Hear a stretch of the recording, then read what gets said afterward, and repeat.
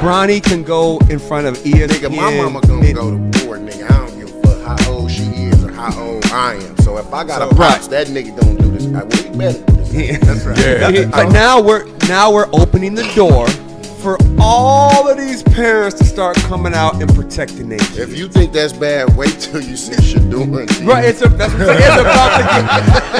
get worse. Dion already doing that. We all saw what we saw, and you know what we saw. That's elementary school. No. That's all When you a teammate, he push him like, man, like, let's go. He push him like, get off of me. Get off of me. Get off me. No, don't touch me.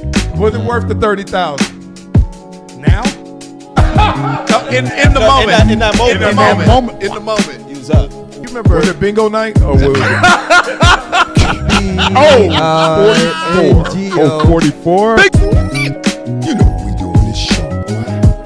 We flow, boy, but keep it high level. This is gonna just give you the beats, and I give you my opinion at the end on all of these topics. But what's going on? The core issue is the carriage rights fee. First of all, start off the right way. Exactly. Let me start out like this. This is why I'm broke and you got money.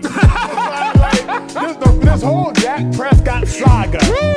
What are those? On the field, I got metric after metric. He's a winner. Okay, he's number one in all categories for the Dallas Cowboys first 5 seasons. Off the field, unquestionable character. Like, the only thing you got on Dak Prescott is, I am undisputed. Oh, come on. And me playing basketball, and I just want to line up. He's getting up. And show. Yeah, we doing this for real. That's what I did. I want to go rebound. Shoot. This one?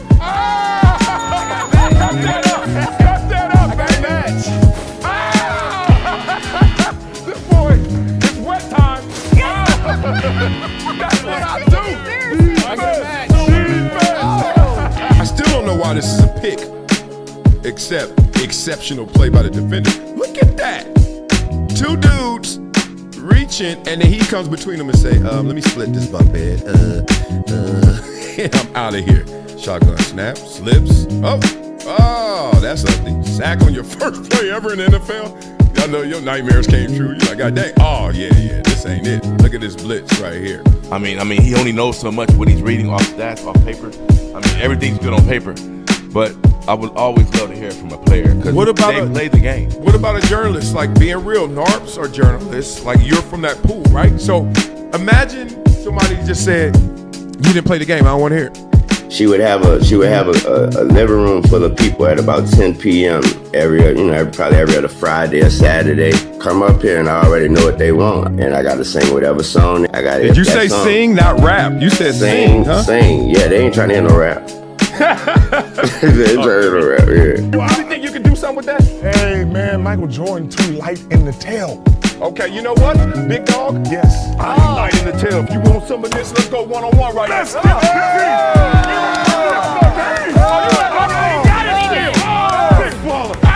I mean, he only knows so much what he's reading off stats, off paper. I mean, everything's good on paper. But I would always love to hear it from a player because they play the game. What about a journalist? Like, being real, NARPs are journalists. Like, you're from that pool, right? So imagine somebody just said, you didn't play the game. I don't want to hear it. She would have a living room full of people at about 10 p.m. probably every other Friday or Saturday. Come up here and I already know what they want, and I got to sing whatever song I got. Did you say sing, not rap? You said sing, huh? Sing. Yeah, they ain't trying to hear no rap. They ain't trying to hear no rap. Yeah. Well, you think you can do something with that? Hey man, Michael Jordan too light in the tail. Okay, you know what, big dog? Yes. I'm light in the tail. If you want some of this, let's go one-on-one right now. Let's go.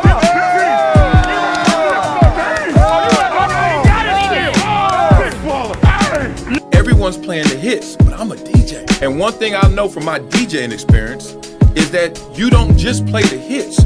You play things that people haven't found out about yet. Discovery. Not up to me. I don't have this ego where I'm a buck, talk trash, and be like, yo, I don't like this. I'm gonna be like this. All right, I got enough talent. I got enough belief in me. I know what I want to do. Yep, let me go do it.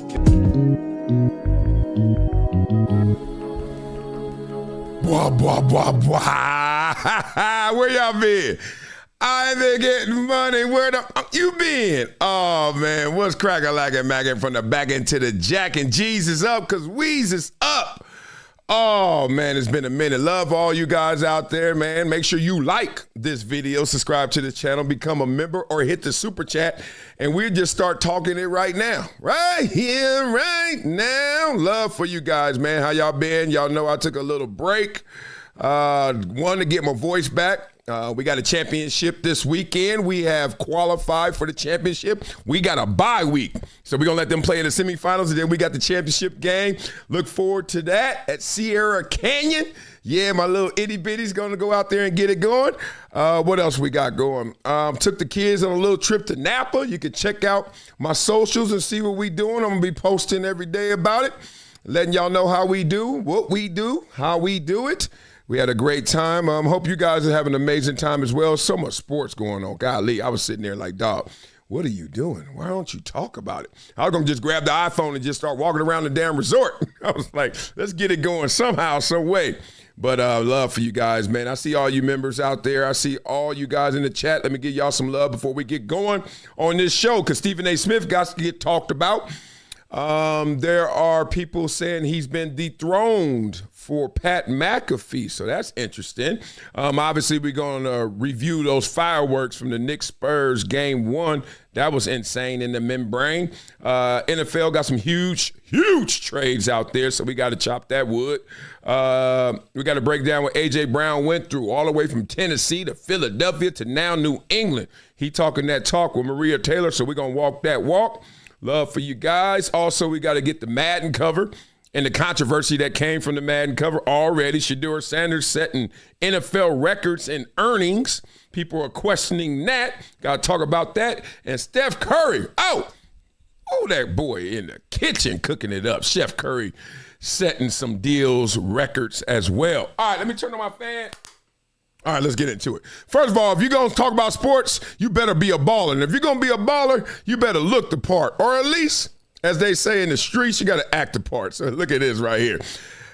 Dudes that walk with a fake limp so people know they're athletes. How many times y'all seen this cat walk around? I've seen that dude 1,000 times. Matter of fact, I seen that girl just last night. She know who she is. She was practicing basketball. She go to Sierra Canyon. That's all I'm going to say. She walked in like this. Oh, what's up, baby? Knowing she about to go out there and go 100 miles an hour and get buckets, but that's how you got to walk if you a baller. So that cracked me up right there. All y'all got to have the energy of a baller. You know how we build this show up. And even if you have the energy of a baller, sometimes they just don't treat you like this. Couldn't believe this really happened, but this really happened. Look at this. This is crazy. All right, so Dylan Gabriel says Jared Verse got obviously traded to the Cleveland Browns. We'll get into that. And he said, yeah, I was kind of hoping he would pay me for my number, but then he just started wearing it in practice. No love. You ain't got the stripes on the side of your jersey for me to respect that. All right, as we build this whole situation up, let's go back to a trade that didn't happen but did happen, and we didn't know what happened. It was Maxx Crosby. Talk about it, baby. Just to reflect on what happened with Baltimore, what are your thoughts on this? I don't really want to talk about that, to be honest. It's water under the bridge. It's a long time ago. A lot of things I learned, about what's going on and just, what this league can bring. A lot of adversity, a lot of different things. You can't really anticipate a lot. But ultimately, I've been through a lot of my life. It's nothing to me. It is what it is. I'm here and I want to be here and I'm excited to be here. And I got a lot of work to do. But yeah, it's water under the bridge. All right, good answer. Even though he said it's nothing to him, but we know it was something. Man versus the machine. Man be thinking a lot until he realizes the machine ain't thinking at all. It's just going. And boy, the machinery of the NFL. He got caught up in some of that machinery, some of that card, right? So it is what it is, man. That was a crazy, wild adventure. I know he got a book to write, and I know he already got his podcast going. He probably going to go way deeper on it, on those levels. Love to all you fans out there. Stomp is in the building. He is saying he's hype and he's on set. Love for you, big dog. Super chatting it. And Dan67 fan says, moving on up. I see you, baby. Let's see who moved up the charts. Well, Stomp is number 1. Dan the fan is number 2. You ain't going to ever be Stomp. But damn, you ain't going to be Stomp. Stomp. Can y'all see this? Stomp's lead is so big, I think you should tap out like the Knicks last night. Oops. But then they came back. We're going to get into that. Blaze Moy is 3, TC2 10, 4, and Chutch's Bahina is 5. Love for you guys, man. Let's keep building this show up, starting with that trade that happened yesterday. What the hell? Bombshell trade. The Browns are finalizing a trade that will send 2-time Defensive Player of the Year Marcellus Wiley, Myles Garrett to the LA Rams.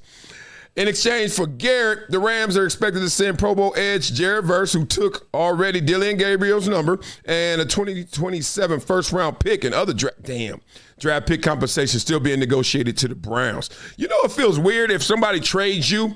One, it's like, damn, they didn't really love me, but you got to get into that. But then the second part is you traded me, and you had to throw in a pick just to get one dude?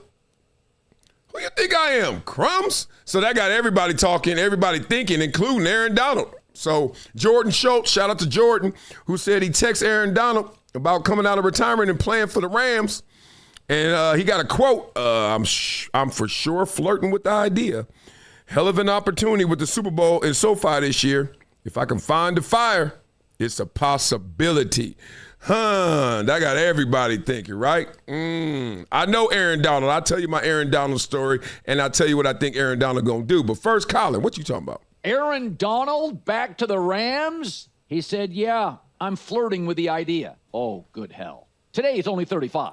Aaron Donald's had no major injuries, all-pro first team the year he retired, started every single game. He simply lost motivation.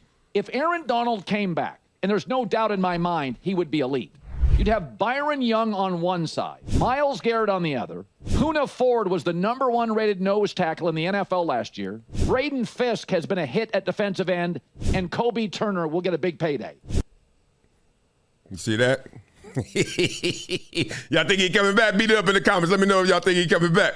Woo, woo. Let me insert Aaron Donald. That would, without question, be the greatest compilation of defensive line talent ever put together.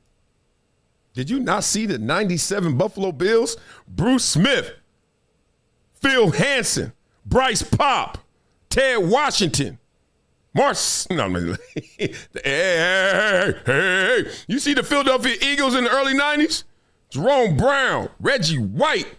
I forget the rest, but they were killers. And I don't even know if it's close. I think it's close. Close. What you mean? All right, let me tell you about Aaron Donald right quick. First of all, shout out to the homie, Aaron Donald, who I see a lot. One, his son plays ball, a little tackle football, a little flag football. We play against them. They beat us in the championship last year. Yeah, I said it. Also, knowing the position that he has to play, defensive line, my former position, losing motivation in that position is almost impossible to find again because there's hell to pay even when you're motivated. So when you're flirting with motivation, that's a problem. Here's a greater problem. That if Aaron Donald is going to try and find a fire because Myles Garrett landed in his zip code, that ain't going to help you find it. Just like all you people who are fat and out of shape, and then you wait for your New Year's resolution to finally lose some weight. As soon as you make an appointment to do something, tell yourself you ain't about to do it. Because if you're really about to do it, you're doing it right here, right now. So that makes me think Aaron Donald ain't going to do it. But second of all, if he's not doing it right, he's looking for the fire. He ain't got the fire, even though you work out like he got the fire. If he ain't got the fire and he work out like that still, good Lord, what am I doing? But one, you got to go find it. And two, the reason you're looking for it is somebody else, not you. Now, all that said, Aaron Donald could come back, get 15, 20 million. It's right down the street, all this. They're going to look out for him, vet rules, blah, blah, blah. And he'll go out there and ball. He may not be his best, but he certainly ain't going to be the worst. And it can happen that way. So plan A is Aaron Donald, the one we know. Nah, I remember his rookie year. Some coach showed me this. I don't think I was in the league. I just remember watching it. He was like, watch this dude. Maybe I was in the league. He said, watch this dude. And I saw the get off at first. And he was playing for the Rams when they were sorry, way in St. Louis. And I was like, he was like, watch this dude. And he got the get off. It reminded me of Sam Adams. Y'all don't know who Sam Adams is? Go back. Sam Adams used to get off with the ball. We used to call him laces because soon as the laces moved, Sam was moving with the laces. But he wasn't built like that. He was round. He ain't like Aaron Donald. He wasn't even like, you look at him and be like, is he out of shape? But that ball was Sam, go. You're like, damn. So he had the Sam Adams get off. We was like, whoa. And then his technique, he was like a fire hydrant with legs and arms. He was just so compact. Everything was efficient and effective and godly. We were like, I said, he a rookie? The coach was like, yeah, we got problems in this league. I said, damn. Ooh. It just makes you look in the mirror and say, I tried, I tried. I knew it from that day. Him, Jared Allen as well. I got the same hip. Our coach, another coach was like, watch this kid. I was like, who is that? He was like, this fifth rounder. I think it was fourth rounder. He's like, he plays like special teams right now. But look at this. And we were watching Jared Allen rookie year. We were like, this practice film coach? He's like, yeah, he don't get in much. He's like, watch him though. We were like, what is going on? So coaches always get fascinated when they can find the next. And that's why Colin Cowherd was so pumped. I found the next, right? All right, well, Jared Verse, don't feel so bad. They didn't really want to trade you, did they? Become the best players they can possibly be, but he's a unicorn. He wants to get to know you as a person as well. Can I start from the beginning next time? That helps, right? What the hell are we talking about? All right, let's go. He's one of the few first-rounders that we've drafted over the last decade. Wow. And I believe he's exceeded that 19th pick, and kind of what he's done on the field. He's been a big part of what we've been able to accomplish the last 3 years. So we did not want to trade Jared Verse. But in the end, that is what it took. So, and you make a really good point. Here's what I do know. Coach McVay, he's an unbelievable football coach. He wants to get to know these players as players. He wants to help them become the best players they can possibly be. Wrong show. We don't do all that. Blah, blah, blah. Ha, nah, love. Hey, there's not a better coach than Sean McVay. And you can probably X and O and try and get somebody else who's comparable. You could probably try I and U and get a personality that's comparable. All that said, you can't add them all up and get more than Sean McVay. You can't. Personally, professionally, he's just it. Okay, and I remember when he first got here to L.A., and everybody was just looking at his birth certificate. They were like, oh, hell no. How old is he? 31, 33, 35. What? The boy can't even go out. And they were on him. And then he was dating that fine woman. And he's probably engaged and married her. He ain't letting that go. And then it's just like, and his energy was, everybody's like, no. Then he just start coaching. Remember, then it was like, how do you get the job and who's granddaddy in Washington and all this stuff. I was like, well, y'all, people just be hating out of their own fears, just be talking. I mean, let the dude coach. Y'all act like all 32 of them dudes are great. This is my thing. Every time I see somebody who gets a new opportunity and people push back, I always say, is he better than the worst? There are 32 coaches. Right now we got one has to go so he can come in. Is he better than the worst coach? Just assume he is. He's better than him, right? Well, let him try. Let him figure it out, right? They did it to Mike Tomlin. They do it all the time. Jared Verse, how you feel? You got to go to Cleveland and fill the shoes of Myles Garrett. Good Lord. Yeah, I mean, I'm out here to fill anyone's shoes. Myles, he's a size 13, Nikes, whatever they are. I'm a size, 13.5, size 14 Jordans. Like, everybody's different. I'm not here to fill his shoes. I'm here to bring my own. I buy my own. I'm here to work, and I'm here to be the best version of me. The best version of me is going to be the best defensive player in the league, and the best defensive player in the league is going to play for the best defense in the league, and that's why I make myself testament to. He said all that. Blah, blah, blah. It's impossible to mean all that, but he said all that. Like, look, I can tell you where one thing ain't going to be true. Y'all ain't going to be the best defense in the league. Let me stop. It's a lot going on, man. A lot has happened. If you Jared Verse, as Andrew Bynum famously said, there's a bank in every city. So that means there's an opportunity for him to go out there and do what he loves and continue his livelihood even in Cleveland. Like, sometimes people lose their way when they can't play for the team they played for or the team they want to or the city they want to. Like, shut up. Just play ball, dog. When it's over, like me, 51, 20, I retired 19 years ago. Be 20-year anniversary coming up. What? It does not matter. In the moment, it feels like that is life. When you're done, it was just a part of living, okay? Remember that bar. It felt like life. But now it's just a part of living. Well, some things are bigger than life. Some things are gigantic, like this. If you're Caleb Williams, that is you. He is I, and I am him.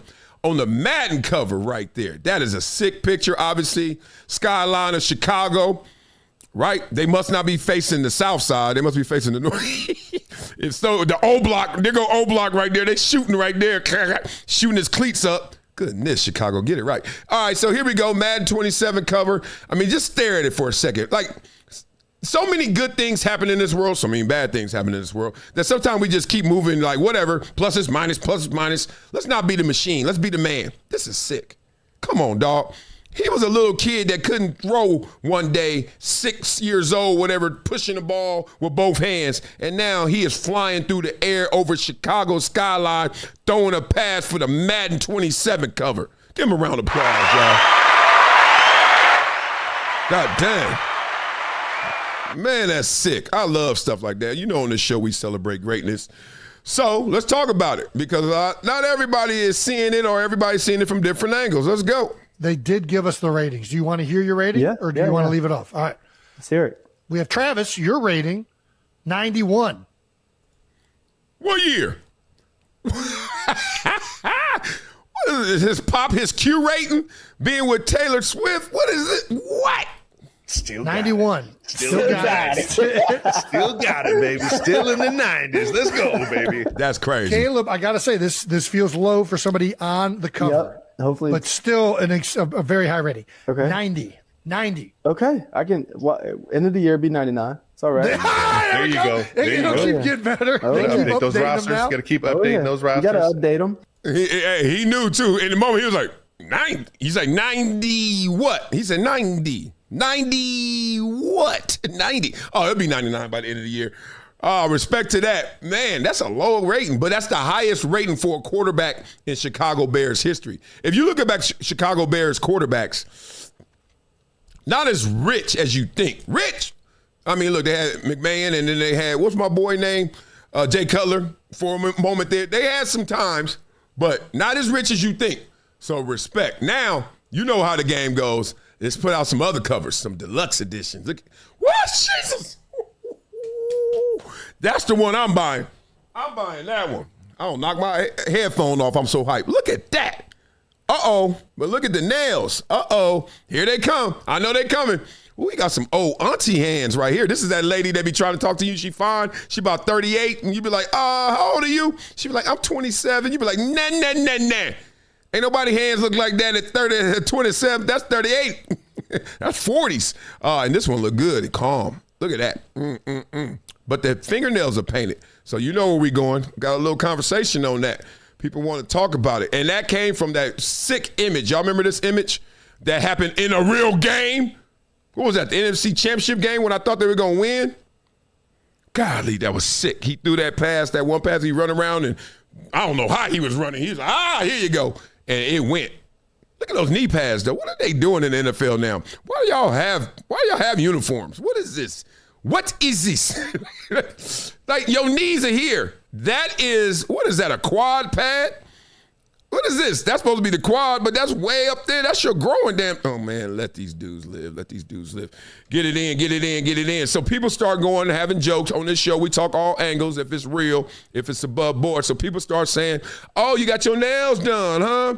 And they go here, and they put this cover up. We ain't going to give it too much time, but they put that because his nails are done. I'm going to talk to you about that a little bit, right? And then people who have platforms start going out there saying things like this. Boosie, who we all know, let's just say, not homophobic, but I don't know if he's going to be at Pride Day. I don't know if he's going to be at the month. All right, here we go. Fingernails painted on Madden. Young boys look up to you, bro. Shaking my head. This is the example you set for them. Players should grab you in the locker room and call you Carrie every time they see you. You want respect from your teammates, and your hands look like they nails at home. Sweet. You sweet. Okay. I think I should leave this image up to talk through it. Let's just say this. One, we need to grow up out of the wear your sexuality phase of life. And look, as eras continue, as we evolve as species, as individuals. All right, enough of this. Boosie looking mad at him. Mad at dude get his nails done. We need to stop. I'm old enough to know how we have evolved past some of these things. There was a day that men didn't wear earrings. And then there was a day where, man, if you're going to wear one, you better only wear one. Remember that? Like your granddaddy, your uncle, like, boy, you gonna get your earpiece, you want to get one. You get one. Got that little smoke right there, that little cigarette, just, boy, you want to get one. Then guys start getting two, right? Oh, you got two earrings, you little fruity, little fairy, little. And then all of a sudden, guys start getting multiple piercings. How many you got, boy? 3, 5, 7, 9. That was too many, boy. I did too many. Boy, I told your mama when you were born, I said, that boy born with a banana. That boy scared. That boy like, I don't trust that little boy. Then you start getting multiple in both ears, and then dare I say, you got a nose ring. Oh, God. Just tell me when he coming over so I won't come. Just tell me when he here. You're like, uncle, grow up. What do you mean? I am not talking about y'all. I am not talking about somebody else. I'm talking about me. Earrings, I had 2 in this one, I think. 3 in this one. I still got the hole from a nose ring somewhere. I ain't wore it in 20 years. There it is. There it is. Come on, y'all. And then somebody like Boosie, respect to Boosie and his music, but not respect to Boosie and his mindset if he gonna come at me and say, man, you looking soft. All right, I look soft, line up. I'll show you soft. Let's go. Come on. No. You play that position. What position? I don't play O-line. I don't play D-line. I'm playing football. You want to play football? You want to play soft games? Let's play soft versus hard. Let's see. Lay your air. Wow. Second down. Wow. Anything? Any questions? Okay. So we got to stop this whole wear sexuality card. We went through that phase. We went through the phase where my mom used to get her nails done. I remember this. My mom used to get her nails done. She like looking at me. I'm playing football. She like, I don't know what you doing. I'm in the league. She like, look at your hands. I was like, what? I cut my nails. She's like, yeah, but won't you get them done? Like, look at your cuticles. I was like, what's a cuticle? She was like, that's my point. So she was like, let's go get our nails done. And I remember the first time I walked in there, my feet looking like charcoal briquettes. Like it looked like I walked from here all the way to New Mexico, right? And a lot of time in the desert. And my feet look a mess, but I'm in the league and you know, you ain't tripping. You're like masculine. I ain't getting my feet done. I ain't getting my nails done. Walked up in there. Little Betty Lou was like, hey, ma'am, same old? You get the same old? She's like, yeah, I get the same old. And I got my son with me. Now, 1, I'm big as hell in shape in the league. 2, all them women like, come here, baby.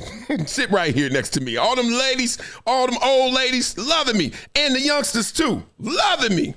Fine girls in there. I'm in there laid back, big ass lounge chair, feet in there, soaking, bubbles coming up. It's hot dog water. It's just turning colors. It's like, yo, she's like, you never got your nails done, huh? I was like, nah. Man, I walked out of that thing. My things look so pretty. I said, I'll see you next week.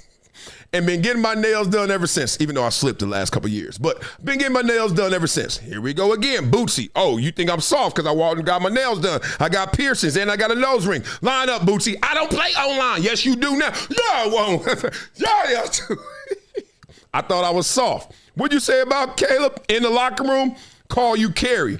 Oh, they gonna call me Marcy? All right, call me Marcy in the locker room, Boosie. Let's see what happens. Let's see what happens. Come on, man. We gotta grow up. I can continue as y'all get the point. We need to grow up out of that phase, dog. We still do it, though. You walk around and see somebody, but oh, he looking zesty. Meanwhile, the dude who looking gangster is the Zest. He got a bar of soap called Zest Fully Clean. He not fully clean unless he's zestfully clean. Y'all looking at the wrong things. Move on. All right, let's move on. All right, beat up in the comments. We got to get to Shedeur Sanders, obviously setting records in the NFL. If you're not knowing, I'll hip you to that story. Also, Stephen A. Smith is dethroned by Pat McAfee, according to some of the pundits out there. We're going to go deep into ESPN, dive into that. Knicks Spurs, game 1, fireworks. We're going to review that. NFL got some huge trades. We just went through one. We got the Myles Garrett trade, obviously, with Jared Verse, and got Everybody thinking and talking, is Aaron Donald coming back? We'll talk through that. A.J. Brown, his trade, and also his time in Tennessee, his time with Philly, especially with the drama that happened out there. And then we got to talk about New England and his excitement. The Madden covers released. We just went through that, Marcellus. No, your damn rundown. And then Steph Curry's monster deal. Kind of want to tap onto that as well. Boy, this show is amazing. I love how y'all get down with your boy. Let's keep it going. Top fans, who we got? Stomp, of course. Dan67 fan, of course. Blaze Mole, of course. Damn. Master Proplex and Darren the Jedi Knight. Is anybody else watching the show? The same top 5. Let's get into it. Let's get it going. Ooh, I just messed up. Don't do that. Here we go. Shedeur.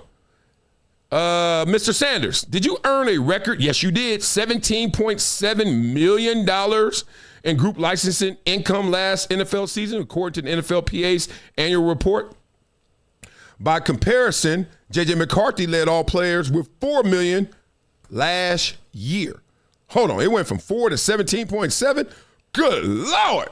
Let's talk through that. How in the hell that happened? What is this? Yesterday, there was a report that came out that Shedeur Sanders earned $17.7 million from the NFLPA, the highest in the history of NFLPA licensing deals and business deals with a player. The second highest in history, Travis Hunter, also out of Colorado, $12.8 million. And then Tom Brady was at like 9 point something, the previous record before the 2 Colorado Buffaloes came into the NFL as rookies and obviously blew that number out of the water. So we were yesterday very pumped for Shedeur. Like, hey, hell yeah, you get $17.7 million.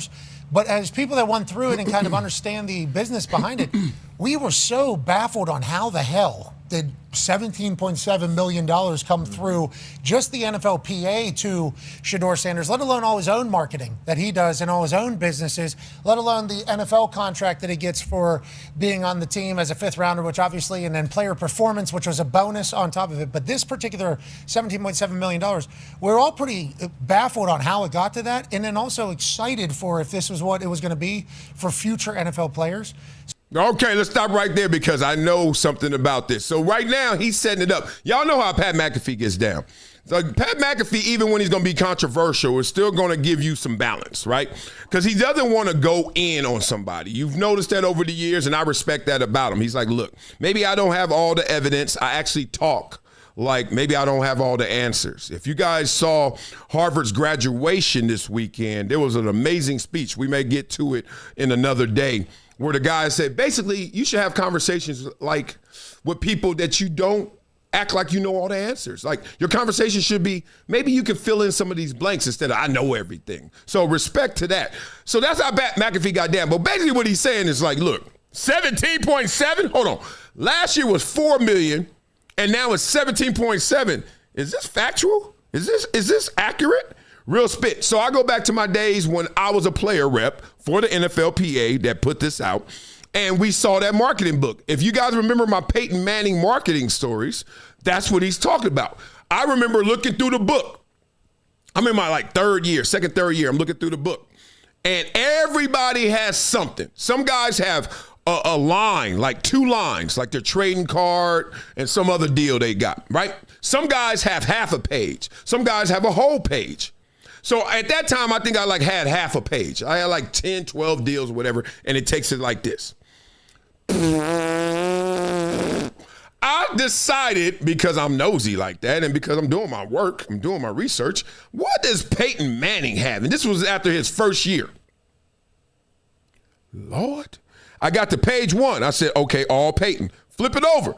Page 2, Peyton. Page 3, Peyton. Page 4, Peyton. Page 5, I think it was 17 pages of Peyton Manning. And then that's when they went up top, explained the book to us, and also explained to us in the NFL, 2 people get paid. The one that has produced and the one that has potential. So that's why rookies typically always lead this marketing number, because they got the potential. So we dug to the bottom of it a little bit more. We got a chance to chat with J.C. Treader, who's the head of the NFLPA, not just head of the players, he's the head of the entire NFLPA. And he said about $15 million-ish came from card deal for Shedeur Sanders. Damn. Obviously, collectibles are having a run like they've haven't had in a long time, I think, at this point, especially sports cards with Fanatics and everything else that's taking place. So I believe the sports cards deal for Shedeur Sanders was a massive piece. Not just $9 million is what I think was initially reported. I think it was even bigger than that. So we could assume that Travis Hunter was also in the same boat of that case. And it's like, that's how much getting rookie stuff or signed stuff or autograph stuff means to these businesses that are projecting sports cards, I guess, to be on forever and for the future to be even bigger. So congrats to Shedeur for being, that important to future trading, that he is getting paid that much money now. That's a wonderful thing to star power, AJ Hawk. Yeah, it goes to tell you like how I guess the impact he has and the impact he and Travis Hunter both. But yeah, the fact that Panini gets him this gigantic guarantee for the trading cards, it makes sense because your rookie card is going to be your most valuable cards, right? So they want to make sure they get a lock on all of that. Now, is that just a one-year situation he signed with that? Or is that a lifetime? That's crazy. It is a incredible deal, however you cut it. Congratulations to Shedeur. Congratulations to Shedeur. No matter how you say it, how you want to cut it, that boy got that dough. Oh, Lord, he got that dough. What is that on my nose? I see it, too. Y'all see it, too? Oh, it's a little lint. Something crazy. Anyway, I get it all. Point being, man, this dude out here eating. Let's see the top five. Top five. Let's see what they doing. All right, Shedeur is 17.7, number 1. Number 2, Travis Hunter. Oh, 12.8. Number 3, damn, Patrick Mahomes. What'd I tell you? It's about potential or proven. Number 4, Tario McMillan. Please help me. I saw that earlier, and I was like, who is this dude? But I didn't look him up. I've never heard of him, and that doesn't mean jack to him because he just got $4.5 million yesterday. I did not. But Saquon Barkley is number 5. Who is McMillan? That's wild to me that he – golly, it got bigger. That's wild to me that he actually – it's not even a booger. It's like dead skin. He got more, and I don't know his name. Who the hell are you? Who the hell are you? All right, love to that story right there. So beat up in the comments. It's time to get into the NBA. Woo! I know what y'all were doing last night. Everybody was doing it. Watching this game. God, dog, it was sick. Let go. As we get set for game 1 of the NBA Finals. It's the Inside the NBA crew here as we welcome you to NBA Tip-Off presented by American Express. Okay. Anything new? Anything different other than they're hella early? Because even in when you go to the small marketplaces, they be in there like 3 hours before the game start because it ain't nothing else to do but go to the Riverwalk, all right, or go to Arnie's. Arnie's, that little pool hall down the street. Other than that, we got to be in the game. We ain't waiting no money. Margaret, hurry up. Let's get to the game. It's 5 hours from tip-off, right? So they there. This is the first time ever that Inside the NBA has been on set in the NBA Finals. That's what I read. Doesn't feel like that, but that's the truth. Johnson with Shaquille O'Neal, with Kenny the Jet Smith, with Charles Barkley. Can't tell you how meaningful this is for all of us, how pumped up we are to be here and finally be a part of the NBA Finals. Okay, he just confirmed it, to finally be a part of the NBA Finals. The dudes, hey, Chuck, I got some videos of Chuck at the Riverwalk with the churros and the big girls, the big women, the chunkies. Oh, we're going to talk about that. We'll get there later. Can tell it's big because everybody's been shopping. Wow, these are some nice fits. Okay, let's grade the fits. This is what we do in this show. All right, I like Chuck's fit. And it seemed like he went and actually said, okay, I've lost 40 pounds. What he be doing, that row or something it's called? Like a different version of, what's the one? Damn, I don't know all that stuff. Ozempic. Yes, he's doing like a Ozempic competitor. I like the suit though, the gray with the little blue in there. That's good. That's good. I'm loving that. Really loving that. I don't know if the shoes, they look blue and that's purple, but do you? I can't dress. Ernie, always Ernie, just simple. Look like he's selling some chicken somewhere. Always Colonel Sanders' cousin. Looking great. I don't know. Kenny's suit. Bad positioning. They caught him slipping. I think when you sit down, you're supposed to unbutton, and then when you stand up, you're supposed to button. So that's part 1. You're not supposed to do that. But part 2, that tie. Woo, that's that downtown LA tie. I've seen that 1,000 times. My daddy got all of them. They like this like flower that just opens up.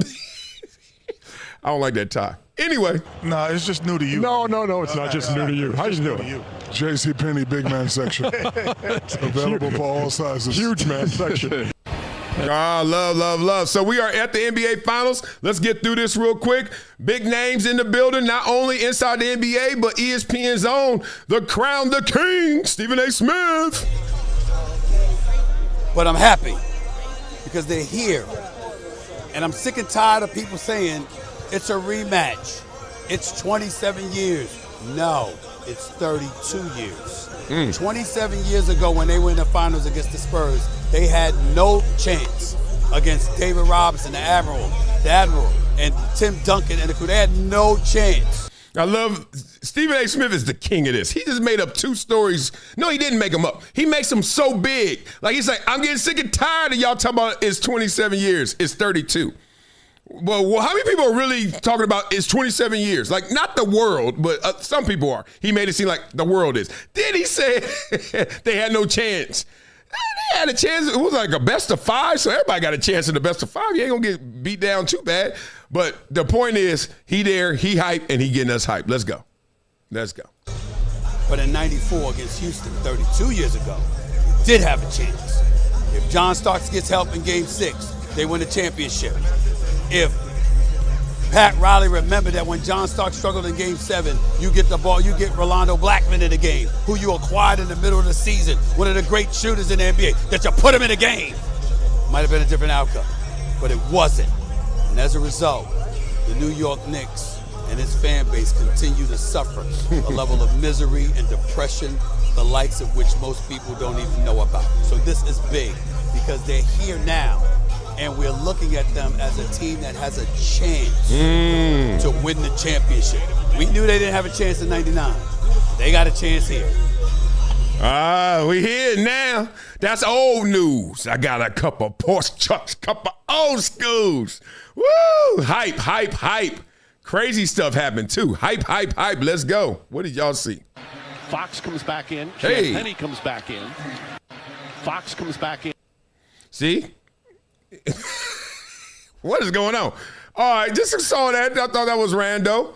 Oh, man, let's go. All right, so at halftime, we saw this game, and even the third, fourth quarter, the Spurs were whooping them up to the point where I'm sitting there and watching the game on the phone with the homies. They like, man, they might win in 5. If they being nice, they gonna win in 5. Let's talk through it. We talked about earlier the pace of the game, Ernie, and I thought that the San Antonio Spurs made a mistake in terms of playing too fast. I mean the New York Knicks playing too fast when this is the youngest team that's ever made the NBA Finals since 1976 or 77. Playing too fast with youngsters. They're going to make mistakes already. Now you're going to speed them up? Not the best formula, says Kenny. That gives guys like Dylan Harper and other guys not an opportunity to really read the situation, but just to play instinctively. When you play too fast, when you play fast, these guys in the open floor, this is Summer League, this is the park, this is what they're comfortable with. I want you to make decisions. I want you to make calculated decisions, but if you let me play fast, I can do all the things I work on in my individual workouts. I thought the Knicks have an advantage if they slow the game down. Talk about that. Y'all know what he's saying. Basically, a thinking man is a slower man. Make them think. Slow them down. And then when you make them think, all of a sudden, sometimes they may outthink themselves. They may overdo it. They may get in their own thoughts. And some of those thoughts are not all supportive. Some are fear. Some are doubts.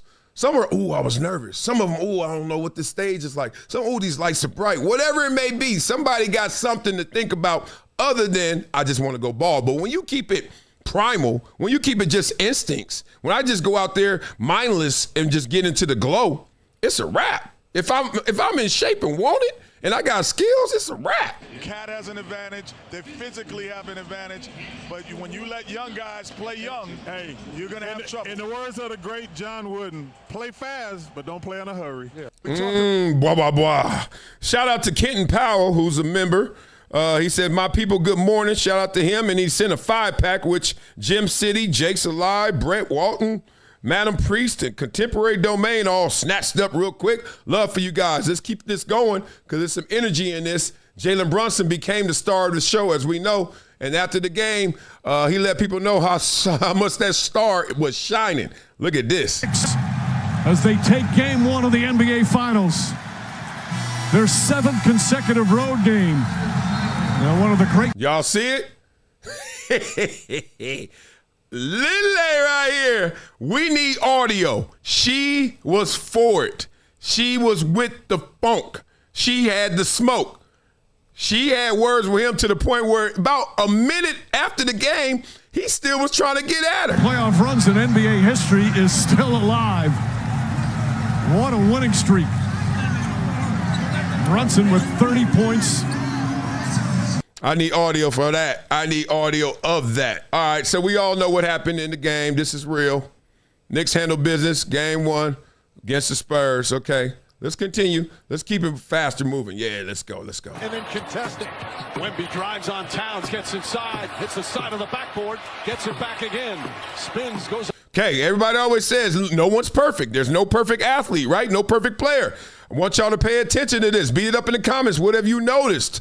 I've already seen it. Wemby's post game, little suspect, right? Not the best thing in the bag. And watch him now. Up top to Harper. Shot clock at 7. Champagnie kicks it out in the corner. Corner 3. Wemby, top of the backboard. They done brought him out. You got to guard Cat on defense.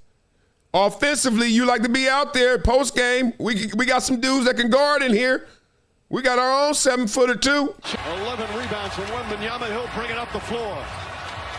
Wemby drives. The shot is up. Missed it. It's so crazy, man. And this is not hate. This is just how the line is so thin. It's a thin line between love and hate. Wemby plays like a guard. He's 7'4", and he got handles, step backs, shoot threes, all that, logo shots. But the thing is, we also talk about Jalen Brunson. He's too small to win it all. Or little guards don't do well in the finals, etc., right? At least they don't win it all. I shouldn't say they don't do well because Iverson was balling but just didn't win it. Now, you're starting to see 7'4", you want them to play bigger. Where the muscles at? Where the post game at? Isn't that crazy? What got you there will get you there unless it doesn't work. And when it doesn't work, man, you got to change it up. Now we trying to create Frankenstein. Look at Wemby struggle because of the things he can't do just yet. Champagnie had it. Wemby, under a minute to play, dribbles it off his foot. Hart picks. And that one was critical. That was at the end of the game. Y'all remember that? Needed 3. Wemby for 3. In and out. So Wemby is now just one game. Please, y'all, let's not overreact. But at the same time, it was something to take notice of like, oh, the game plan is, obviously we knew he was going to have to go out there and guard Cat. He's a real one out there in the three-point world.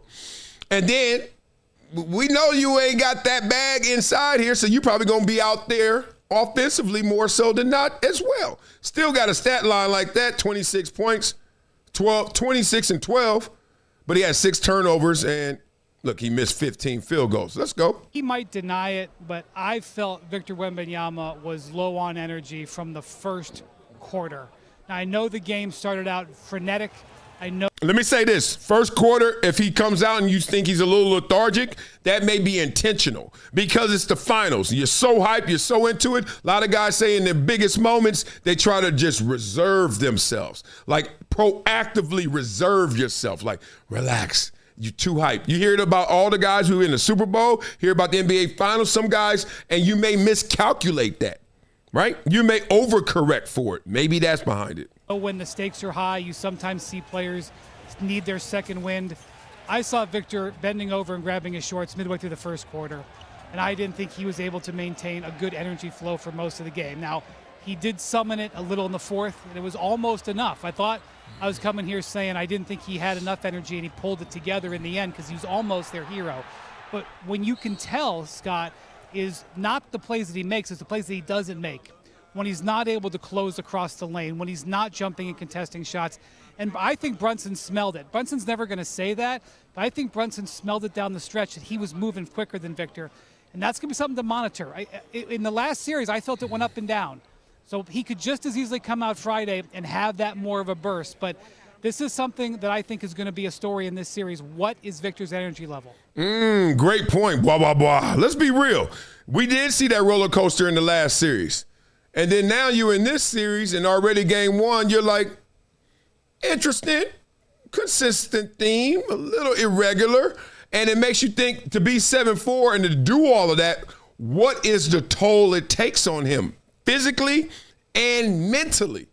Like, you can be wanting to do all things, but your body's like, we can't do that. And then your mind starts to react to your body because everything's processed in your mind. Your body is saying, ouch, ouch, ouch. And your mind starts saying, oh, put out that fire, put out that fire. Then it gets tired of putting out fire. So it says, everything calm down. Just tell you how the game goes. Ziegler joins us now from courtside in San Antonio on a night, Tim, where at times each side looked exhausted. The level of physicality was high. The night for the box score perspective of Jalen Brunson might not have been great. But when the game was there to be won, number 11 for New York made the winning plays. How do you describe his ability to play his best when the best is required? Oh, yeah, and let me correct myself because I got corrected by Alani Zos. Thanks for the super chat. Isaiah Thomas and the Pistons shows smaller guards can win. You ain't lying. That's a correction. I said on the broadcast I've run out of adjectives for the guy in these moments, so I'll do my best. What it comes down to is just a certainty that he has that most players don't have. He's one of the rare players that under those circumstances, everything narrows for him. His focus narrows, his ability, I think because he's more of a grounded player. He's not a player prone, to playing vertical or playing, supersonic speed downhill. He's going to be under control, on balance, use his strength, his craftiness, his touch to get what he wants. And Man, and he got what he wants. I hope they show this one play, that one highlight where he went across key and then shot that fadeaway and slid all the way to that lady that was mad at Jalen. Man, I mean, crunch time is his time. He lived crunchy. It was insane. He controls those possessions, really, I think, unlike any other player in the league. So, yes, 12 for 31. Not the kind of night he wanted to have. None of it mattered. Nah, they ain't show it. Because he got to his number, and most importantly, when that time in the game came to end it and deliver and to control it, Jalen Brunson was the guy that separated himself from everybody else on the floor. Man, it's something crazy, man. Blah, blah, blah. You see it in track and field a lot. They run the 400. They come off that last curve and that last straightaway. It's almost not physical anymore. It's like, who wants it? Who's trained for it? Who believes in it? This last 100 ain't for just the fastest guy out there. It's for, like, the strongest. It's the most locked in, the one who's like, this is my moment. And every time, I don't watch every Knicks game. You don't either. Shut it. But every time I watch the Knicks and I'm like, okay, this means something and they need something, he is always raising his hand in that class. It's sick. Come on, Wemby, how you feeling? This postseason, what is it about Jalen Brunson that makes him a little more difficult to defend? How do you think he got to 30 points tonight? He's an elite player, and we got the chance that we're going to have many more chances. It's a first to 4 series, so we're going to have time to work on it. Preach, preach, preach. I hate when they get there and they want panic. They want the sky to be falling. He's like, dog, do you think I would have bet before this series we were going to sweep them? No. Okay, now, obviously you don't want to lose the first game, and you certainly don't want to lose the first game at home. But at the same time, a loss is a loss. A sin is a sin. Now you just got to go back, drawing board, and say, let's make sure that what we put up there is all good. Oh, we got to make an edit here. Grab the pencil, flip it over, get the eraser. That's it. You don't have to scrap the whole plan. At the same time, things are different. Jalen knows. He knows they're coming. The fourth quarter, did you feel like the Spurs were kind of out of energy based on the fact that they came out of such a hard series? You guys had a little rest. Did you feel like that gave you a little spark in the fourth? Don't answer that the way he set you up. He lining you up. Jalen ain't going to go for that. Not necessarily. Thank you. I think it's a mixture of us playing good defense and us obviously getting a little lucky. But they come ready to play more than any other team that we faced. And so we have the utmost respect for them. We know that we got to be ready for game 2. We just found a way to make plays at the end of the game. Blah, blah, blah. Is Jalen Brunson from Germany too? You sound like one of them British actors and all them Euro actors that be coming over here and taking all the black roles. You know what I'm saying? Idris Elba's and all them. Like, he sounds very well versed, as they say. As they say to a black man, you sound so articulate. He sounds great. Nah, real spit. Oh, man. So Jalen Brunson is putting himself in historical perspective with the Knicks, like as an all-time great already. He might be the greatest. All right, Chuck, you know we get into these debates, and you got to settle this one. Tony does not think the Spurs have anyone who can really guard Jalen Brunson, that he's just too strong and bullish. I, on the other hand, I love Jalen, but I think the Spurs are better equipped than almost any team in the league to guard Brunson because they got 4 dudes. What do you think? They do have 4 dudes, but I think, listen, I said this a few years ago, I think Brunson might turn out to be the greatest free agent signing. I'm not talking about LeBron and Kevin Durant and guys like that, but I think Brunson, if he's able to deliver a championship to New York, it'll be the greatest free agent signing in NBA history. Look how he qualified it. He's like, look, it ain't like he the best player ever that was a free agent. It's just he did something that nobody else has done in somewhere that everybody desperately wants it, New York. Nobody knew he was going to be this good. I didn't. You guys. Nobody. No. When New York signed him, they didn't think he was going to be this good. He's turned them into a perennial contender. They went from never being talked about to the conference finals last year. Now they're in the finals because of Brunson. So if he's able to finish this journey, Mike, it would be the greatest free agent sign in NBA history. That's it. Blah, blah, blah. Y'all think he gonna do it? Yo, I want the Knicks to win so bad just to see how ignorant they act, because I know how New Yorkers are. I used to live in New York. I know how crazy they are even when they ain't did anything, let alone when they did something. Oh, if they got some evidence that they actually moved the needle, oh, God, they are insufferable. They are insane. So I'm rooting for that. I'm rooting for that. I hear you, Gilbert. You want to get in? Okay, give me a second. So I'm rooting for that at the same time. Who wants to deal with that? Tell us, Gilbert. You want to talk? Talk now. We can say officially, OG came to play. Towns did his thing. Bridges hit his free throws. Shamet came into play. Damn Jordan Clarkson, they didn't give my man Jordan no time? Nah, he was on the bench. I saw him looking on the bench. Yup. 20 seconds left.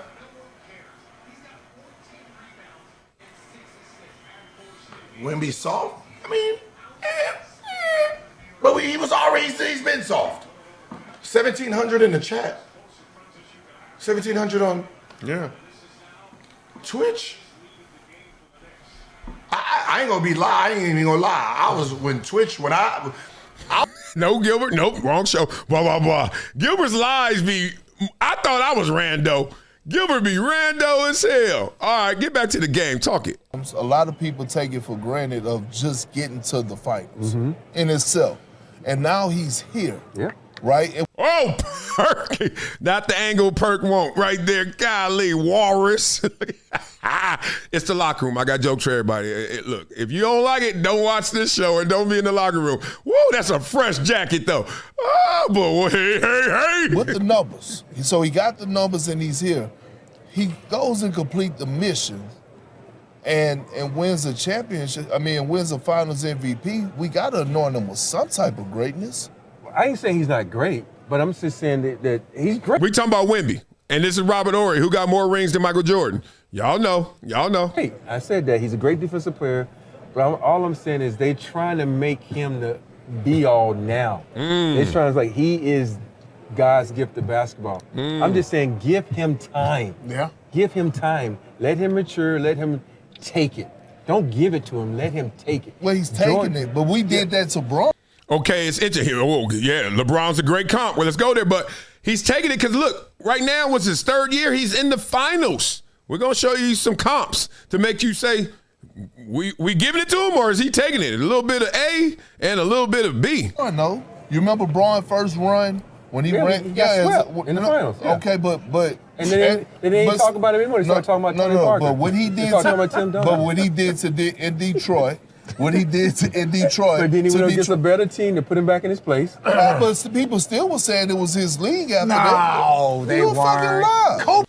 Okay, here we go. We got some other videos to show you that Paul Pierce, KG, talking the same thing. After the 2nd, 3rd year, they were looking at Bron like this your league. Then they're the same people who are now looking back and say, no, it was Kobe's league. But then some people say it was still Shaq's. That's the age-old argument. Continue. We was still, Kobe was there. Come on, bro. But here's the thing, though. He was the future. They called him that he was the future. Yeah, now if you say he is the future? I am 100% on that, but I just don't. And people in San Antonio, they're great fans. They love their players, and they think once they get a great player, they're God's gift of basketball. And so when you say that, people get. There's only the people from San Antonio that got mad at me for saying that. And so for me, I just think Well, two things, right? One, yeah, they fanatics out there, so they all in. But two, is their megaphone loud enough where we're actually responding to what San Antonio thinks? No, I think that's the national media, big-time media, telling them, y'all got something, the alien down there, and that's who he is. He's it. He's now, not next. He's now. So I wouldn't blame the San Antonio fans. They just supporting. I think it's big-time media who's looking for the next cash cow to say it's him now. Give him 3 to 4 more years, and if he wins 2 championships in 3 to 4 years, then he is the face of the league. But I'm just saying that don't anoint someone too early because he hasn't played enough. He's been injured. 1 season, okay, yeah, he's been great this season. But give me 2 more seasons like that. Then I would anoint you. Yeah, what happens to that narrative if he loses to Jalen Brunson, which is a big possibility? To the Knicks. But we would say, but the narrative's going to be you lost to a Jalen Brunson. He's not ready yet. Guard, okay, but we spent all year anointing him, and I get Big Rob's thing is like allow him to grow into his own narrative. And allow the other guys who've made it, who's actually had a bad playoff, to get some love too. Okay. Great point right there. I hear you. And also, look at this. I got to go in these comments real quick. Y'all are hilarious in there. I got dudes in there saying their coworkers going to hate them. Hey, tell your coworkers, forget that. Said he at work right now and nobody. He said, you're insufferable at work. Love you guys. Keep it going. But then also, you got, sorry. No. I also think he has really, really good players with him too. Oh, yes. And I think sometimes because these players are so good, we think it's tunnel vision all women. You think about those guards they got. They've been killing it. You think about the toughness they play on the defensive end. I know it has a lot to do with them behind them. They erase their mistakes. But think about how they come out. This guy's getting 30. This guy's getting 20. This guy's going 6 for 10. Number 2 pick, rookie of the year. Yeah, I'm like, they killing it too. So Robert Horry might be looking out for Wemby more than we see, because right now we taking it as, dog, you hating on him? You trying to dull his shine? You know what I'm saying? You trying to dim his light? I think he's also saying, just in case this doesn't work out, let's not have an avalanche of criticism on this dude because he's doing something amazing. Y'all the ones who told us he's now. He shouldn't be now. He's too young for that right now. So I think he's playing a little bit of both sides, a little bit of devil's advocate as well. That's why I don't anoint him just yet, because it's not just him. He's not LeBron. LeBron had to carry those bums to get to a finals, but I'm just saying. I will say, this is I'm on that team. You can't be a bum. I will always say, I scored 27 points. You can't be a bum in playoffs. His nickname is Big Shot for a reason. He takes shots. Okay, blah, blah, blah. Please let's not have any Richard Jefferson slander, because there was a time where Richard Jefferson was a dude and would jump out of the gym. Like Vince Carter would jump out the gym, and the only other dude I saw jumping with him was like Richard Jefferson. I was like, Richard Jefferson was a dude. All right, but that was all in jest, all in fun. All right, give me some love. Let me give you some love. We can, what else we got on there? Oh, I can show y'all some more tomorrow. We'll recap. But I want to show y'all this. This is why everybody's talking about it. Like, is he now or is he next? Youngest players to lead a team to the NBA Finals. Now, like with all of these diagrams and all these stats, they can cook books. Because I'm sure there was a 19-year-old player on the team that was on the bench, sorry as hell, but they said to lead the team to the finals. Okay, I get you. Even though Kareem, I led the team to the finals. He just took over when I was hurt. Anyway, that was game 6. Here we go. Magic, 20. Victor, 22. Magic, y'all better stop playing with me, man. LeBron James, 22. Little older than Victor. Tim Duncan, yeah. And Shaquille O'Neal. What stands out about, look at these names. Top 10, top 10, to top 10, to top 10. You got to be top 10 ever to be one of these dudes. Good Lord. Respect to the gangster. And respect to all the New York fans who are in the building. Sanford and Son, they said. Patrick Ewing looking like over here. That's hilarious. Y'all know on this show we keep it going, we keep it moving, we keep it fun. Also, some more NBA news because LeBron James obviously is still in the NBA. We talking about who got now, who got next, who's had it for so long. This guy, they say this is the team that's coming soon. Giannis is going to team up with LeBron and go to the Cavs, go back home, LeBron, and bring a chip there. Would that bring a chip? Giannis, LeBron, Mitchell, Harden. And I forgot his name. What's his name? I know his name when I see it. Mobley. Yeah. No, that's not Mobley. What am I talking about? Allen. That's Allen. Because, yeah, he looked retro. Looked like he on The White Shadow. You remember that show? Anybody remember that show? Shout out to The White Shadow. One of the best shows ever. Love to you guys. All right. And then also there's conversation of LeBron James going to the Golden State Warriors. I'll give it to you real quick. LeBron James will sign a 2-year, $30 million offer with the Golden State Warriors to compete for a title at the end of his career with Steph Curry, Draymond Green, Jimmy Butler, and Kristaps Porzingis, who was the unicorn. That's why Wemby has to be the alien, because really Wemby is the unicorn, but Porzingis took it and didn't necessarily live up to it, even though he could shoot the three at 7'3". So this is some speculation, but that's what the article said. I ain't going to bore y'all with that. All right. Let's have some fun. Let's laugh before we get out this NBA conversation. Gilbert, come on, dog. I know you Agent Zero, but don't tell me that the zero stands for how much you studied. And the spotlight is coming to you. So if the spotlight is going to come to you, then I'm going to keep you home. Because it's your city. No, Utah. Okay, y'all know who that is. That's AJ Dembélé. That's him. He gonna be the number 1 overall pick, more than likely, right? Beast, baller, jumps out the gym. It goes Vince Carter, him, and then Richard Jefferson. Let's talk. That's not home. It's not home for you, but it's been home for the last few years, right. And that is your city right now, right? So Utah's also not a city, by the way. What is it? Salt Lake City. A state. Wait. Josiah said Salt Lake City. This is the best. Look at my dog. Hey, Gil, stop playing. Everybody get caught on one of these, some of these, but this is hilarious. What did they call it? What did they call it? I mean, I'm gonna just be honest. We didn't pay attention to Utah, so that's different. You know what I mean? Salt Lake City was the city that you played in when you played against the Utah Jazz. It was. And then BYU's in pro. You gotta be trolling. You gotta be trolling. It was just one of those. Always got to keep it lighthearted. Always got to joke it out. All right, love, y'all. All right, beat up in the comments. We got to get to some other topics. Obviously, Stephen A. Smith, apparently, some say, being dethroned by Pat McAfee as the face of ESPN. We'll see what they're saying about that.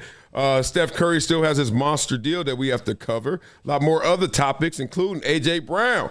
A.J. Brown breaks down his time in Philly. Oh, that's going to be dramatic. Let's get some love to you fans out there. Let's break that down. Stomp, Dan the Fan, Lane Luzzo. Y'all got to have names I can read or else I can't read it. TC210 and Francisco. What's up, Francisco? That's my dog. Aguilera. Let's get into this. Let's see what A.J. Brown talking about. Let's see what he's talking about. Oh, I got to rewind this. Golly. Got me doing the most. Oh, AJ don't want to be shown. He's talking too crazy about Jalen Hurts. Okay. I'll get it right. I will figure this out. Will I? Shaggy? Oh, here we go. I got to reset this whole thing just because he don't want to be seen on this screen. Here we go. There we go. Now we cooking with grease. How fun is this? No fun, Wiley. Oh, y'all hear when that? You find out that you're being traded to Philly, your reaction to that moment? Excited, get to play with Jalen and should we just start a new chapter? This just sounds like one of them videos that's gonna get me shut down, but let's see. Anything that the Patriots ever experienced, throughout the years, I experienced. I went through every high and low. Be the guy that can make the catch and ride the highs and lows with them. See, I've already put the helmet on. I just started to go left, and you just like, man, we need to fix this, we need to fix that. Man, dream come true. Last night was like y'all know Maria taller than him. Ain't it crazy? I didn't care. I told everybody they need to leave. Bad teammate. The media, the radio, or Philly fans would speak about who A.J. Brown was. I wasn't so fixated on the narrative. I was just trying to get that extra push. 6 Oh, yeah, they're definitely getting shut down. Carmelo Anthony, help me.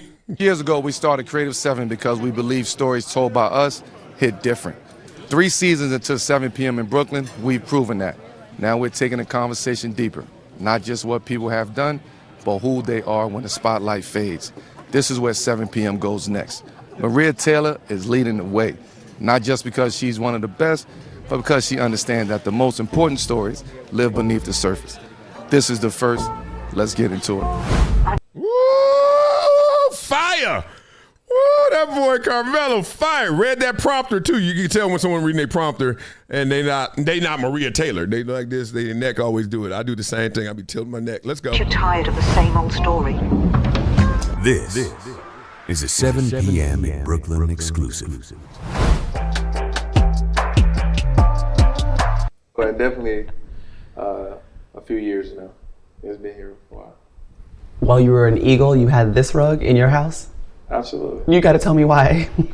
Right. So apparently he been such a Patriot fan his whole life that even while he was on the Eagles, they are putting their feet on a New England Patriots rug. This man has never lost his love for the Pats. You know, some things just never change. You know, this is my team. This is my team since I was a kid. So it didn't matter. I mean, I was doing what I was supposed to be doing as an Eagle, but this is it. Okay, let's. And it's crazy. I'm gonna read this because this is real. Darren the Jedi Knight says, "Now us Philly fans the enemy." Wow, this media thing is crazy. Okay, look, they gonna get you. They gonna get you. That's how it goes. Every game has what? A home and away. Has an opponent. Now y'all got to be the opponent. Why? Because we want a Eagles versus Patriots game to set record ratings. We need storylines. Nobody. I told you I went to a game during the pandemic. It was the worst experience ever. An NFL football game during the pandemic and nobody was there. Forget storylines. There was no energy there. No people there. No fans. No passion. So they're going to create storylines even if they don't fully exist, including how much A.J. Brown and Jalen Hurts hate each other. When it could be just we grew apart. When it could just be we had an issue and that kind of divided us and it's okay, boo-boo. How many people you still know from day one? Go. All right. Look at your first grade, your kindergarten picture. You still know them people? Everything shifts. Everything changes. Not everybody's there for the whole book. Some are for volumes. Some are for chapters. Some are for pages. Some are for paragraphs. Some are just for words. It's real. So we're going to get to this chapter, the Patriot chapter of your life. But I want to go on the journey with A.J. Brown, and let's go back to 2022. Okay. When you find out that you're being traded to Philly, your reaction to that moment? Excited, you know, get to play with Jalen and just start a new chapter. Mm-hmm. Okay, you know what? I'm going to stop because someone told me, and now I hear it. The audio is so amazing for Maria Taylor. You literally can hear her heartbeat. Did y'all hear it? Go back and rewind this if you didn't. You can hear her heart, boom, boom, boom, boom. But it's so echoey for him, can't do it. Can't do it. Oh, man, that's interesting. But I can do this right here. What's going on in New York? Oh, reunited, and it feels so good, Odell. You have any regrets that you carried with you for a while about here, how things ended, what you may have done, taken upon yourself, and how have you been able to kind of equate that and, you know, come to some sort of peace with how? I'm still mad at all these reporters for getting mad at that old grandma auntie down in Jacksonville when they ask questions like this. You already asked the question. Why are you still talking? You giving them time to think about it? Okay, I understand that. What will Odell say, though? What's his regret from his first time in New York? Y'all think about it. Beat it up in the comments. Yeah, I think I took it with me in other places and being like, you know, I know what I don't want to do. But at the end of the day, like I said, I never wanted to leave here. I just wanted us to have a better team, you know, better people, better players. Sound like a Papa John's commercial or something. But I just wanted to. Hey, first, he just gave us the definition of others. Remember that? It's not just always what you want to be, it's what you don't want to be. He just said that. He's like, once I left here, I knew what I didn't want. That's interesting. Keep going. To be great, and I care about it like that much. As far as regrets, I'm kind of one of those people who, for better or for worse, it's like never regret anything because at one point in time it was exactly what you wanted. So I don't hang my hat on it. I learned from it. That's not true. And I need to stop saying that if I ever say it, but I think I have said it before where I don't regret. I don't know my regrets. No, I ain't. I already know a couple regrets. One, I wish my knees didn't hurt in high school just because I wanted to see, being real, it's not a regret because you live with the outcomes. But regret is like, yo, I didn't want that at that time. I didn't wish that, right? I didn't wish I had bad knees in high school my first couple years. Because then that changed how my trajectory was and my recruiting, etc. But would I have picked the school I picked? Would I go to Columbia if I got Alabama and Michigan calling too? I don't know about that. So, it happens and you go with it and it's not a regret. So I understand what he's saying, but we can't act like every decision we make is the one that we wanted at that time. It's the one we had to deal with, the one we had to make. Right? Like sometimes you have two bad choices. It's called a dilemma. Definition of dilemma is I got two bad choices. What shall I do? Pick the lesser of the two evils. Regret anything, it would be not winning here and not being the guy that I know that I could have been and allowing things to get in the way of that. Other than that, Odell, you better ball. ball. You ain't got no ACL either. Let's see if he can ball. Let's see if he can ball. Oh, my goodness. Craziness out there. All right, y'all. Let's get into our headline story because you know how we do on this show. I'm long-winded, and y'all know it's going to take some time to get through this. So, as I give y'all some love in the comments, Stephen A. Smith, dethroned by Pat McAfee as the face of ESPN is the conversation. Really? That's what y'all saying? That's what we doing right now? Well, let me get some love to the top fans before we get into that because that is what they are saying. Love to you guys. Stomp. Elaine, you just told me that in the super chat. What did he say? Pronounce Align. Okay, Align. Respect, big dog. Align is number 2. Align Zoe. Dan Fan, Darren the Jedi Knight, TC210. Okay, I want to hear about this Stephen A. Smith conversation, don't y'all? Let's get into it. Get involved.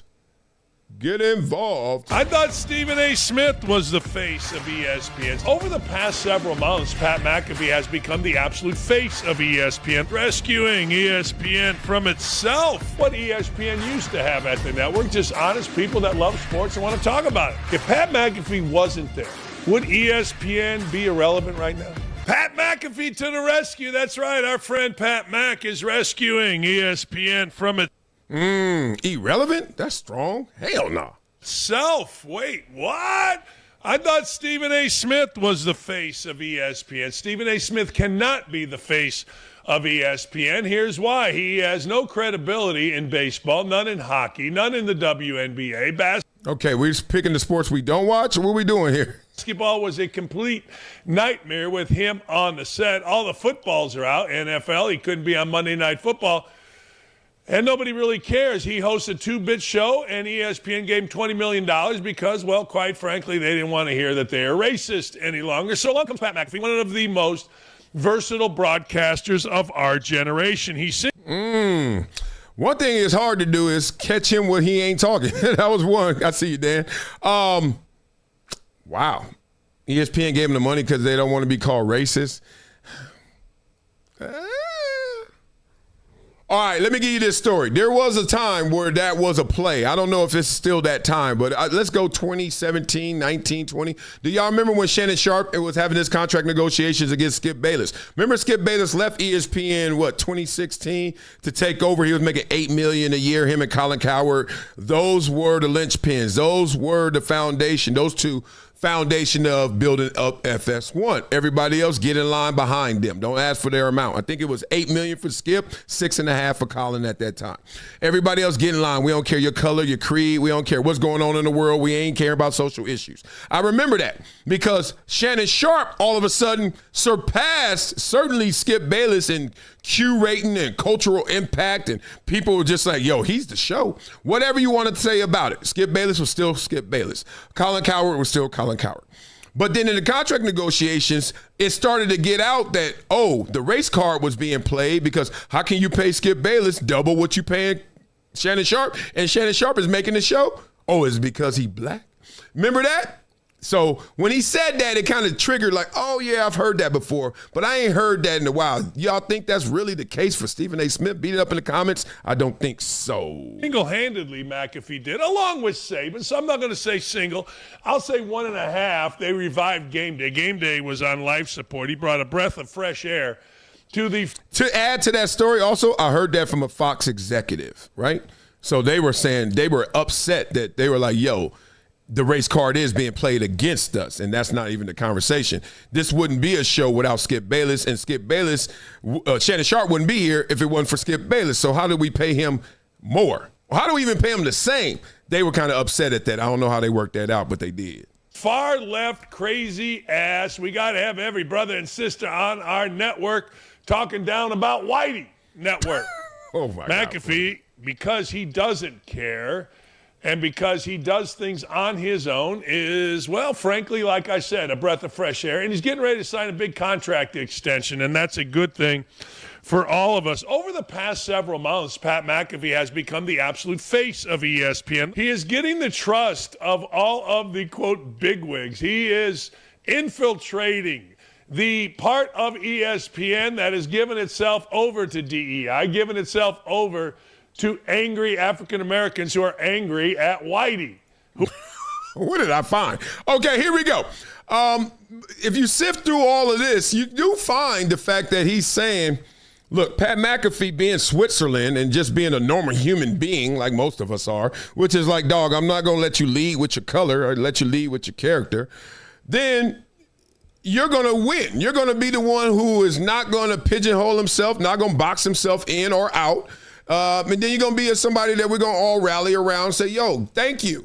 Sports exclusively, sports especially. So that's what Pat McAfee's signature gift is to us, is that he's keeping it sports in a fun, lighthearted, informative, educational, and entertaining way. That said, there are still some headwinds to face, and we look. I don't know if it's coincidence, but, you know, though, there was a time where there was much more race baiting. There was a time where there was much more racial conversation in sports. I don't know, is it because politically or outside in the real world, socially, it's not occurring on big stages like it is right now? Like it was back then. Because, dog, there was a time where you couldn't watch ESPN where it was like, dog, another race conversation? I get it. But it's not that now. So is that all of a sudden making way for a guy like Pat McAfee? It's like, that was never my card to play. So therefore, that's why I'm killing it right now, because I'm killing it because y'all focused in on the right things before y'all focused in on the wrong things. We all know that Ryan Clark and others would get huge headlines because they would dive into that racial pool, right? But now it ain't that much water in there right now. Things can change overnight. We know how the game goes, but I've heard that ESPN has said we're getting rid of all of these kind of conversations. They've gotten rid of some of the people who actually were leading those conversations, and now we're here. Let's see. Who are racist every single day, but Pat McAfee balances that out pretty good by just being what ESPN used to have at the network, just honest people that love sports and want to talk about it in a fun, refreshing way. I actually watched SportsCenter yesterday, and I'm like, who are these idiots? It's like oh, man, he just don't like ESPN. So I think everything that comes from it is going to go that way. All right, I'm here to cleanse this. Let's see what he's saying. But goodness, he don't like nothing. Clown show, two guys trying to entertain. It was ridiculous. It was a morning sports center. I don't know who does that. Anyway, here's a little bit from Brendan Clean of Awful Announcing. Early March, McAfee anchored NFL free agency coverage for the network with fallow talent. I don't know if these guys are talent. Apparently he's talent. And Dan Orlovsky joining him at the Thunderdome. It is not outside of Indianapolis. It is in Indianapolis, as it is right down the street from me. And my address is Indianapolis, and so is that. Anyway, he's just mad at life. All right. His take, no, you see, we got to separate the signal from the noise, and that's why we're going through this one. Not all of them going to be so convenient. His take is, Stephen A., you played it a certain way, you got rewarded, but you're not actually getting what you desire, which is truly the network at your hands, at your fingertips. That's going to Pat McAfee, who didn't play that card, who didn't go that way, and is now reaping all those rewards. If Stephen A. Smith got $20 million and they're giving all of these roles and opportunities and responsibilities to Pat McAfee, and they're talking extension, that's going to be north of $20 million. Way more. Way more. Uh-oh, don't do that. April, McAfee brought back his on-site NFL Draft live show, which was hugely popular, featuring Schrager and Orlovsky just last year. How did they get away with not having a bald black woman on there? How did they get away with not having a brother or a sister? I mean, we're talking about 3 white guys? Blasphemy, Burke Magnus, you are fired. Okay, tongue-in-cheek, but also gangster. Motherfucker here. Hey, I see where we had to go. Maybe we should have framed this different. Like, the consequences of Stephen A. Smith is why now Pat McAfee may be king. I like that. But, boy, because there was a time you would watch ESPN and you're like, yo, they are really agendifying life. Like, you could just tell these are forced issues. These conversations are being thrust upon us. I get what he's saying. Jesus.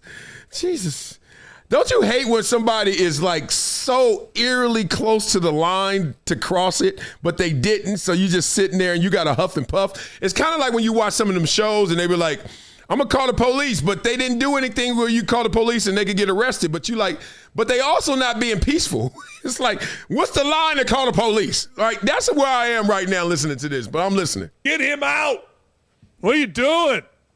McAfee helped ESPN fill, listen to this, this was really good, an NBA conference finals window with a state of sports primetime broadcast, and he interviewed all the league commissioners, and he had star athletes. Now, I got to tell you, McAfee has emerged, and rightfully so. Very much rightfully so, as the face of ESPN. Why? Because he's entertaining. He ain't racist. He doesn't cater to one side or the other. Okay, let's start there. He's entertaining. Stephen A. Smith is entertaining as well. Let's just, the comps. Let's compare. He's not racist. I don't think Stephen A. Smith is racist. It's the fact that Stephen A. Smith knows that he can get headlines off of playing race, like he could get headlines off of politics. And look, it served him well at the same time. Well, you'll win a lot of battles that way. We know the game. Why are we acting so damn surprised? There's so many games you can play out here and win battles and lose the war. We know how it goes. Like, if you want to play that little, you want to be a victim. You want to be somebody who's like, oh my God, woe is me. Okay, you gonna get some sympathy. Everybody gonna walk around and pat you on the head. Oh, look out. But you ain't winning no war like that. You just gonna be in the moment somebody that they're gonna pacify. Then they're gonna move past you. And I think that's what he's trying to globally say about this. Continue. He just simply does what Bill Rasmussen and the folks that decided on ESPN back in the day, when they decided an all-sports network was to be had here in the United States, he did what they did. He hired people that were fun, energetic, smart, and liked talking about and participating in sports. Well, you can't do that anymore, because if he had that same role in 2026, he wouldn't even approach it the same. Because we're not watching sports for that reason, at least Sports Center. We're not watching ESPN to learn. We can't. One, because we already know. Dog, by the time I get to ESPN, I already know what happened. Now I'm just trying to see how they react to what's happening, just like this show. All these clips are out there. All these videos are out there. All these podcasts are out there. All these media analysts are out there. All these hosts are out there. But y'all come in because y'all like, Wiley, what you think about it? And then we respond. It is a different lane, but at the same time, it's a part of the evolution. Because we got tired of what they were doing exclusively. Nothing wrong with it. They even got tired of it. Stephen A. Smith has his show on ESPN First Take and does another show because he got tired of just doing that show. Now, you can talk about the opportunities that come from it, everything else, but even Stephen A. Smith was like, man, this is, all we doing is Cowboys and stuff. Let me talk about some other stuff. Real spit. Oh, my God. What are we going to do with that? I don't know. Anyway, recently ESPN is facing a nightmare scenario. They were on the heels of the Cavs being swept 4-0. Colorado Avalanche, the network turned to McAfee to fill things in. Oh, my God, we got inventory that ain't here no more. Well, Do we go to a Stephen A. Smith special? Oh, hell no. See, that was my Stephen A. Smith voice. I do voices. Anyway, it was a nightmare scenario for the network. You got to fill the inventory. Typically, you like series lengths when you are a network. When you're paying big money for major entities like the NHL, like the NBA, you want more games. You schedule more games. The scheduler is the most important person at ESPN. It's like okay, blah, blah, blah. We were going to part 2 that, but I don't know. I feel a little dirty right now. For no exclusive reason. I just feel a little dirty right now. But no, let me get to it. The scheduler and what he just said is interesting. Because the network now is totally put its focus, as it kind of was, but it certainly is now. Their focus is live events. We know it. That's why they spend billions for it. They don't spend billions for the people working there. They don't. They spend billions so that all the people working there can point to that live event. NBA Finals last night. Please set a record. Oh, you're down 14 and then now you come back and win by 10. Please set a record. And then next game, please San Antonio win. And then let's make this go to 7. And then y'all can get caught up in the fodder of who's the king of the network. Who gives a damn? That's what they're thinking, really. Just like in the NFL, people are always talking about the fans' perspective. Always talking about, TV ratings and fans. Look, all the fans in the world can go show up to the games and go to the gate and have the passion, the energy, buy all the merch, all the foods, the $30 hot dogs. We all know it. But you know how much more money they make when we just sitting at home watching it on TV? Much more, right? Their gate, they're like, whatever, you can have those few millions. But the hundreds of millions that come from the revenue share and all that they get from the TV ratings is a whole different animal. So ESPN is kind of, wow, if you really want to give them props, they've entered a stratosphere where they're like, these are crumbs to us in terms of what we're paying out our talent. Because all we want them to do is point attention towards these finals. Record ratings for OKC and San Antonio. Hopefully they get the same for the NBA Finals is what they're betting. All right, we got to cleanse ourselves from that. Let's stay dark. Let's stay dark real quick. This is sad. A high schooler in San Antonio has passed away after a tragic fall during celebrations after the Spurs Game 7 win in OKC versus OKC, as we talked about. He had been hanging out of a vehicle before falling on his head. So y'all know the scenario. Y'all know the scene. Celebration, euphoria, you hanging out. Just had to get to that, man. That's sad. All right, we were going to do Jay-Z's and the full effect of all of that, but we ain't going to do that right now. We're going to do this. Let's end on this. Let's end on an argument that's lighthearted.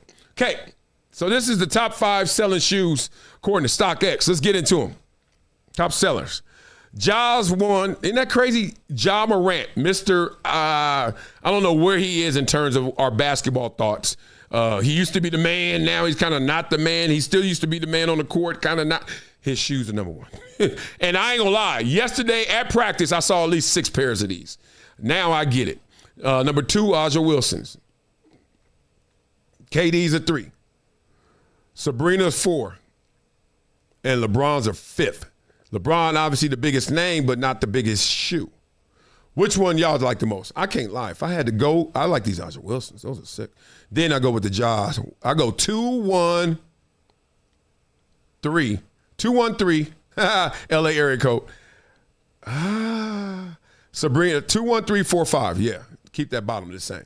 Real spit. Beat it up in the comments. Let me know what you guys think. Did that cleanse our palate? I hope it did. That didn't cleanse our palate? All right, let's go here then. Let's go here. Let's see if this is here. Nope. Let's do that later. Let's do this. She looking for her dog. It's up your air, lady. Love for you guys, man. Have an amazing day. I'll see y'all tomorrow, man. Hopefully tomorrow won't be so just a good old boys. Tomorrow won't be so gangster. Respect to you guys. Have an amazing day. I know I will. They are celebrating my son's birthday. He has a summer birthday, so you know them summer birthday kids in school don't get no love. So they're going to have a birthday party for him and some of the other kids who are doing that. So I got to go to Ralph's and get some snacks. And then other than that, shoot, it's a normal day. We got pickleball today. Anybody want to get some pickleball in? Holler at your boy. And then that's life. So have a great day, amazing day. I'll see y'all tomorrow. You know what we do on this show. We go get it. Peace. It's been a decade plus that I knew that this day was going to come. Oh, this is not hyperbole here. Because I believe the purpose.